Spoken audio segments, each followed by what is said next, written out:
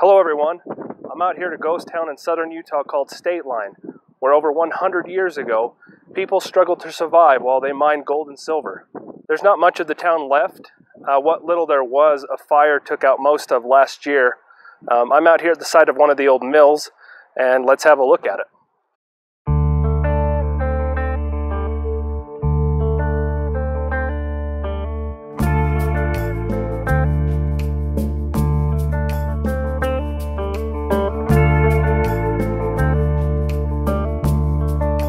Now here where we're walking into was a big doorway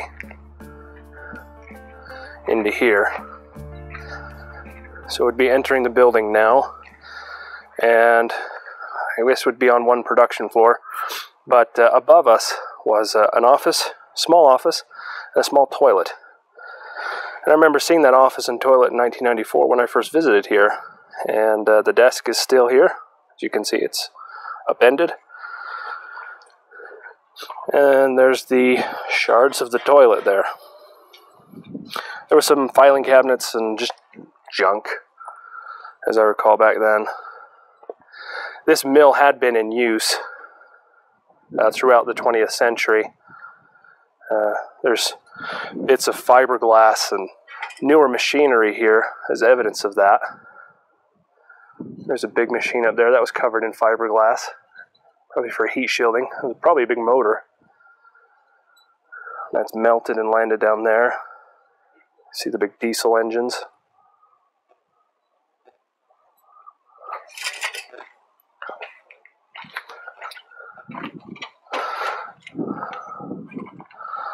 Hooking into the ore bins. Now when I was here in 94, there were a lot of iron balls in here, as I recall. I'm not seeing any here, so they may well have been collected by somebody in the last 25 years. But all in all, it looks like the machinery endured the fire pretty well.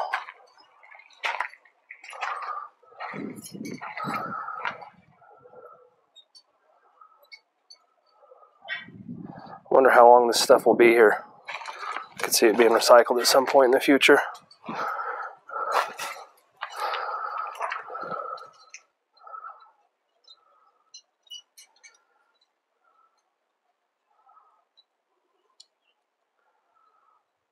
Lots of people wrote their names. Up here you see the ore auger. That's collapsed in. It was supported. You can see the ladder coming down, but that was supported. And that collapsed. There's some white chalky substance. There's this pipe here. I'm just noticing that. This pipe was running from the auger. Ran down here. Not connected to anything. Some melted stuff. But you can imagine the sort of inferno that would have been this place last summer.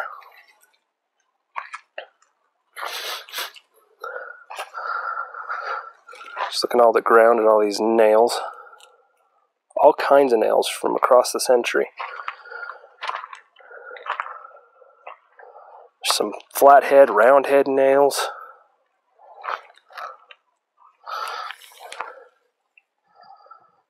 So, anyway, this is the sad remains of the once stately Stateline Mill.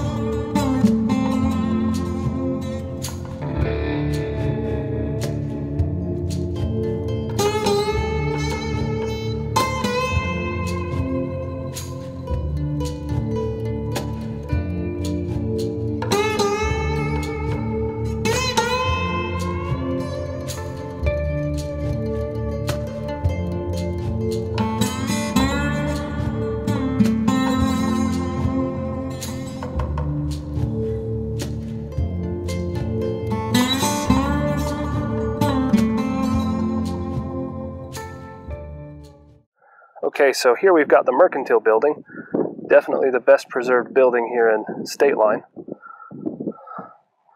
It's got the classic early 20th century storefront. It's been actively preserved over the years.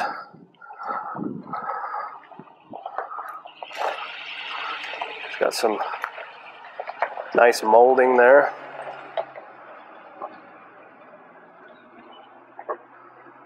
See the old eye hooks and hooks to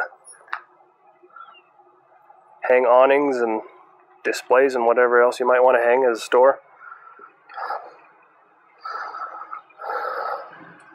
Just general debris. We've got a truck here. Now, story goes that this was a hotel as well as a mercantile. The old flue.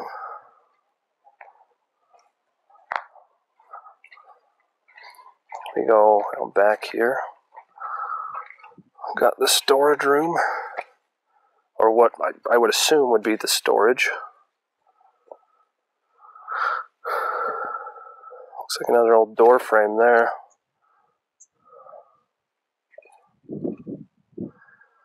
But up top, you can see where they've put cement to kind of keep the water off the top of the wall.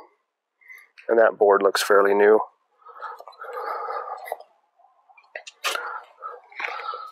It's like a little artifact there. It's plastic, PVC. Not an artifact at all. You can see where the floor joists were. It's kind of a neat looking framework there.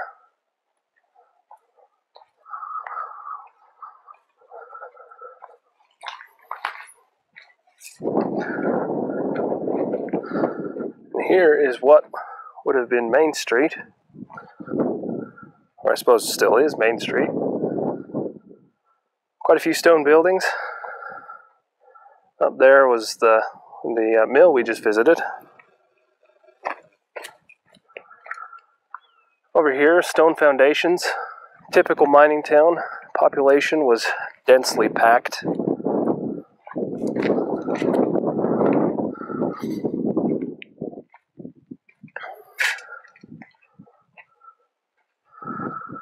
Typical stone foundations.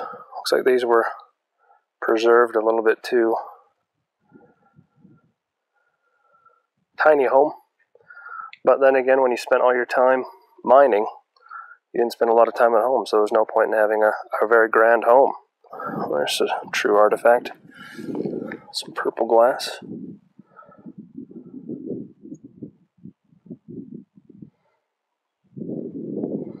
From a cup, maybe? Looks like it might have been a cup. Focus. Might have been the bottom of the cup. Other glass sherds and tin caps and other household refuse.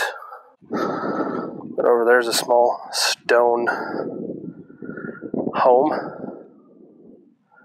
There's another. Let's take a look at that one there. So here's this other building. It's definitely been preserved in part at some point in the recent past. You can see how done a quick mud job, try and keep that wall from collapsing.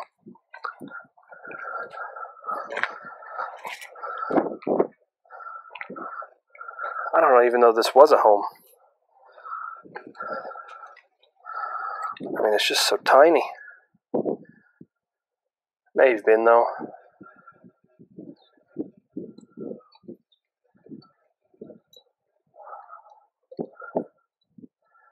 Enough room for a bed, a cook stove, a table. Been all that was needed, probably. Well, you can see there, well, window, burned out window framing.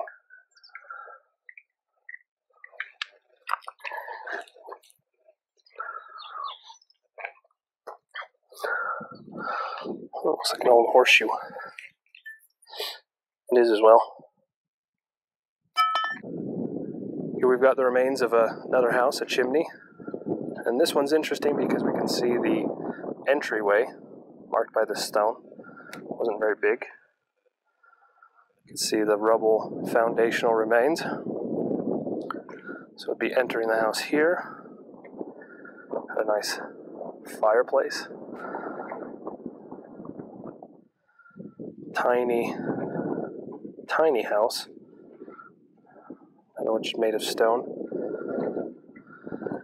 And then out here, you can see there was another house, or I guess add-on, with the stone foundations going out and then returning. So we're now entering in what might have been the kitchen or a bedroom or something like that. But out here would have been the back door.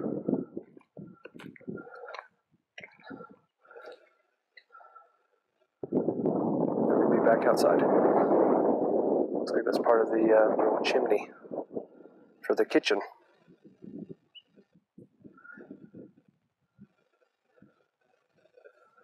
It's kind of interesting to see the blackened soil where the trees and stuff burned, and the white patches that weren't really touched by the fire. Just kind of make our way up here through to the cemetery.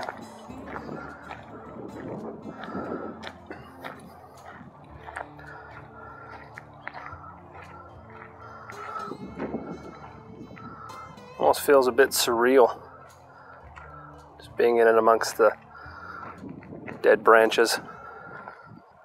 Here's where the graves start. You can see they're outlined by stones. Some of them are in straight lines. Some of them aren't.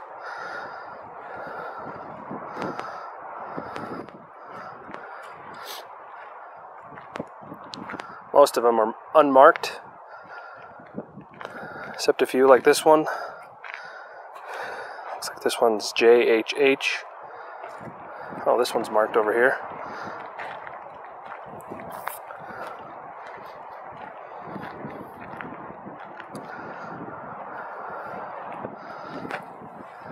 Alfred Paul Force, February 24th, 1927, February 26th, 1927. That's too bad. There are a few marked over here.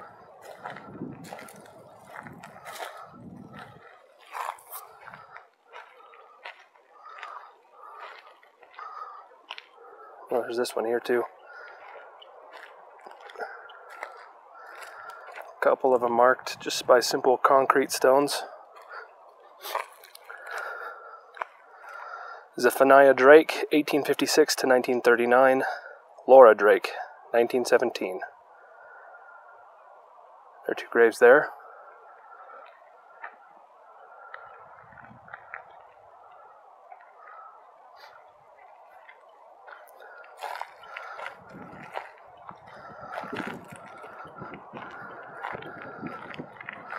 This one, Our Baby, sacred to the memory of Georgie, infant son of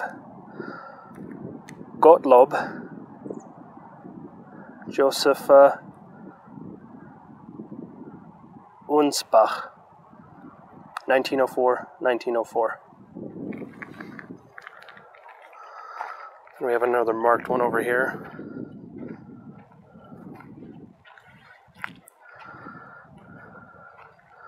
See the tomb sort of collapsed there.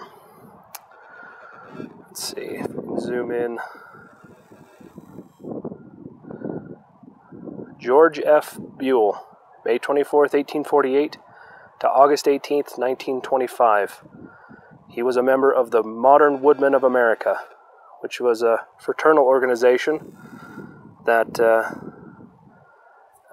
in some ways acted like the Freemasons in that it was a fraternity, but it also afforded insurance benefits for its members, including death benefits, and for things like headstones. There's one right here, an unmarked grave. There's one more grave up here. At least it's marked that I can see. Don't really smell any burning anymore, but you do smell the sage, and that's nice.